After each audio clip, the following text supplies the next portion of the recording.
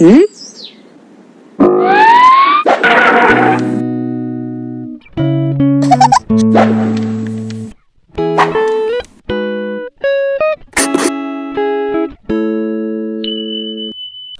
Ruben here and welcome to Anatomy Movement, where anatomy becomes funatomy. We have summarized and detailed notes, acronyms, HD images to build your photographic memory, X-rays images, tabled notes and questions and answers at the end of each video to help you remember all that we have learned. Without further ado, let's dive into today's topic. Anatomical spaces of the lower limb. As the word suggests, these are simply spaces in the body that are not occupied by tissues. They include femoral triangle, popliteal fossa, adductor canal and femoral canal. So let's dive right into it.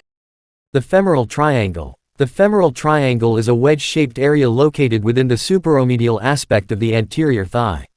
It acts as a conduit for structures entering and leaving the anterior thigh.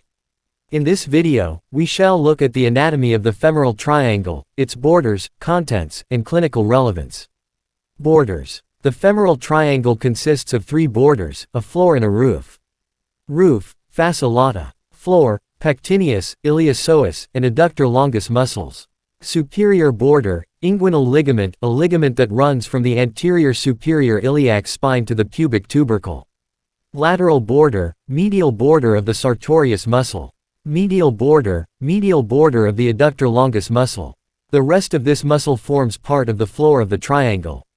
The inguinal ligament acts as a flexor retinaculum, supporting the contents of the femoral triangle during flexion at the hip. Note: some sources consider the lateral border of the adductor longus to be the medial border of the femoral triangle. However, the majority state that it is the medial border of the adductor longus, and this is the definition we have gone with. Contents. The femoral triangle contains some of the major neurovascular structures of the lower limb. Its contents, lateral to medial, are: femoral nerve, innervates the anterior compartment of the thigh, and provides sensory branches for the leg and foot. Femoral artery, responsible for the majority of the arterial supply to the lower limb. Femoral vein, the great saphenous vein drains into the femoral vein within the triangle. Femoral canal, contains deep lymph nodes and vessels. The femoral artery, vein and canal are contained within a fascial compartment, known as the femoral sheath. Acronym for the contents of the femoral triangle: lateral to medial, navel. Nerve, artery, vein, empty space allows the veins and lymph vessels to distend to accommodate different levels of flow, lymph nodes. Clinical relevance. The femoral triangle. Femoral pulse. Just inferior to where the femoral artery crosses the inguinal ligament, it can be palpated to measure the femoral pulse. The femoral artery crosses exactly midway between the pubic symphysis and anterior superior iliac spine, known as the mid-inguinal point. Access to the femoral artery. The femoral artery is located superficially within the femoral triangle and is thus easy to access. This makes it suitable for a range of clinical procedures. One such procedure is coronary angiography. Here, the femoral artery is catheterized with a long, thin tube. This tube is navigated up the external iliac artery, common iliac artery, aorta, and into the coronary vessels. A radio-opaque dye is then injected into the coronary vessels, and any wall thickening or blockages can be visualized via X-ray. Femoral hernia. A hernia is defined as a condition in which part of an organ is displaced and protrudes through the wall of the cavity containing it. In the case of femoral hernia, part of the bowel pushes into the femoral canal, underneath the inguinal ligament. This manifests clinically as a lump or bulge in the area of the femoral triangle. It usually requires surgical intervention to treat. Now let's have a quiz. 1. A 75-year-old man is undergoing a block dissection of the inguinal lymph nodes for metastatic melanoma. Which structure forms the lateral border of the femoral triangle? Inguinal ligament. Sartorius. Adductor magnus. Rectus femoris. The correct answer is sartorius. 2. Which of the following structures will need to be incised to access the femoral triangle? Pectineus. Rectus femoris. Fascia lata. Inguinal ligament. The correct answer is fascia lata. The popliteal fossa. The popliteal fossa is a diamond-shaped area located on the posterior aspect of the knee. It is the main path by which vessels and nerves pass between the thigh and the leg. In this video, we shall look at the anatomy of the popliteal fossa, its borders, contents and clinical correlations. Borders. The popliteal fossa is diamond-shaped with 4 borders. These borders are formed by the muscles in the posterior compartment of the leg and thigh. Supromedial border, semimembranosus. Superolateral border, biceps femoris. Inferomedial border, medial head of the gastrocnemius. Inferolateral border, lateral head of the gastrocnemius and plantaris. The floor of the popliteal fossa is formed by the posterior surface of the knee joint capsule, popliteus muscle and posterior femur. The roof is made of up 2 layers, popliteal fossa and skin. The popliteal fossa is continuous with the fossa lata of the leg. Contents. The popliteal fossa is the main conduit for neurovascular structures entering and leaving the leg. Its contents are medial to lateral. Popliteal artery. Popliteal vein. Tibial nerve. Common fibular nerve. Common peroneal nerve. The tibial and common fibular nerves are the most superficial of the contents of the popliteal fossa. They are both branches of the sciatic nerve. The common fibular nerve follows the biceps femoris tendon, traveling along the lateral margin of the popliteal fossa. The small saphenous vein pierces the popliteal fossa and passes between the 2 heads of gastrocnemius to empty into the popliteal vein. In the popliteal fossa, the deepest structure is the popliteal artery. It is a continuation of the femoral artery, and travels into the leg to supply it with blood. Clinical relevance. Swelling in the popliteal fossa. The appearance of a mass in the popliteal fossa has many differential diagnoses. The 2 major causes are Baker's cyst and aneurysm of the popliteal artery. Baker's cyst. A Baker's cyst popliteal cyst refers to the inflammation and swelling of the semimembranosus bursa, a fluid-filled sac found in the knee joint. It usually arises in conjunction with osteoarthritis of the knee. Whilst it usually self-resolves, the cyst can rupture and produce symptoms similar to deep vein thrombosis. Popliteal aneurysm. An aneurysm is a dilation of an artery, which is greater than 50% of the normal diameter. The popliteal fossa, the roof of the popliteal fossa, is tough and non-extensible, and so an aneurysm of the popliteal artery has consequences for the other contents of the popliteal fossa. The tibial nerve is particularly susceptible to compression from the popliteal artery. The major features of tibial nerve compression are weakened or absent plantar flexion, paresthesia of the foot and posterolateral leg. An aneurysm of the popliteal artery can be detected by an obvious palpable pulsation in the popliteal fossa. An arterial bruit may be heard on auscultation. Other causes. Rarer causes of a popliteal mass include deep vein thrombosis, adventitial cyst of the popliteal artery and various neoplasms such as rhabdomyosarcoma. Now let's have a quiz. 1. Which muscle forms the supromedial border of the popliteal fossa? Medial head of gastrocnemius. Semitendinosus, biceps femoris, semimembranosus. The correct answer is semimembranosus. 2. Which of the following is the deepest structure in the popliteal fossa?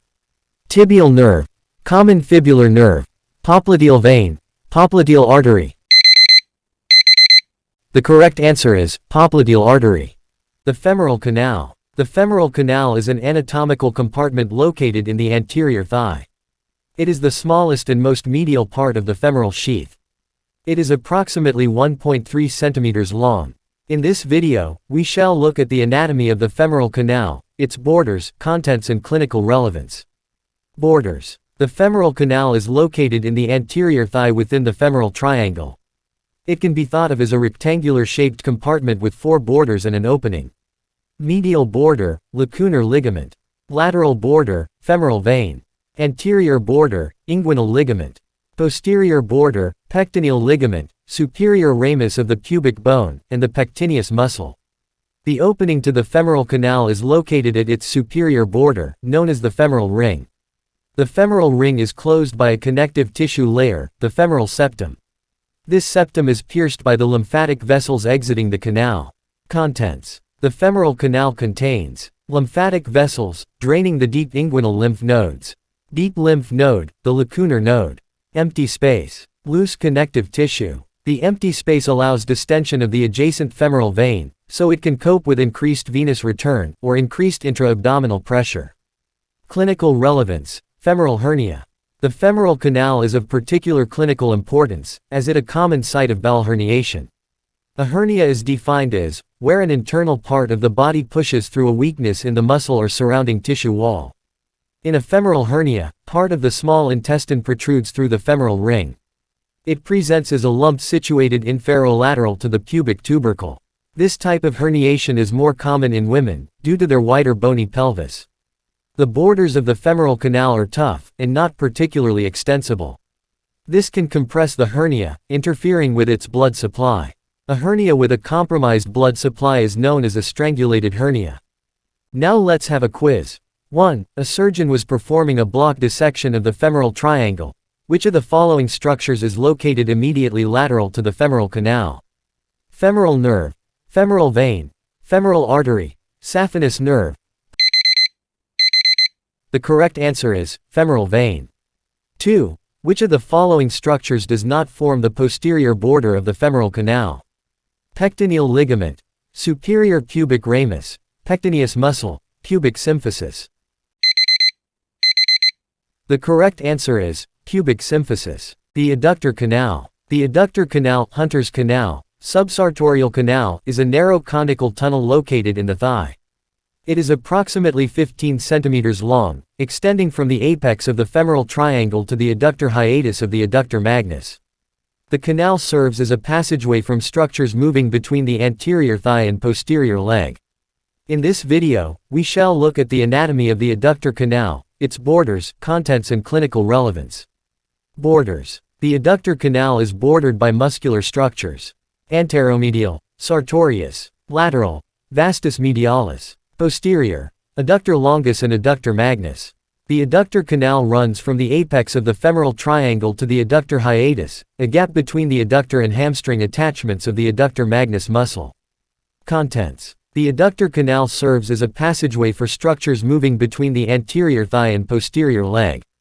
It transmits the femoral artery, femoral vein posterior to the artery nerve to the vastus medialis and the saphenous nerve, the largest cutaneous branch of the femoral nerve. As the femoral artery and vein exit the canal, they are called the popliteal artery and vein respectively. Clinical relevance, adductor canal block. In the adductor canal block, local anesthetic is administered in the adductor canal to block the saphenous nerve in isolation, or together with the nerve to the vastus medialis. The block can be used to provide sensory anesthesia for procedures involving the distal thigh and femur, knee and lower leg on the medial side. The sartorius and femoral artery are used as anatomical landmarks to locate the saphenous nerve. Clinical relevance, adductor canal compression syndrome. Adductor canal compression syndrome describes entrapment of the neurovascular bundle within the adductor canal. A rare condition, it is usually caused by hypertrophy of adjacent muscles such as vastus medialis. It is most common in young males, who may present with claudication symptoms due to femoral artery occlusion, more common, or neurological symptoms due to entrapment of the saphenous nerve. Now let's have a quiz. 1. Which of the following structures is located within the adductor canal? Profunda femoris artery, saphenous nerve, popliteal artery, great saphenous vein. The correct answer is saphenous nerve. 2. Which structure forms the lateral border of the adductor canal? Vastus medialis, sartorius, gracilis, vastus lateralis. The correct answer is vastus medialis. Thanks for watching. Like and subscribe to Anatomy Movement channel for more.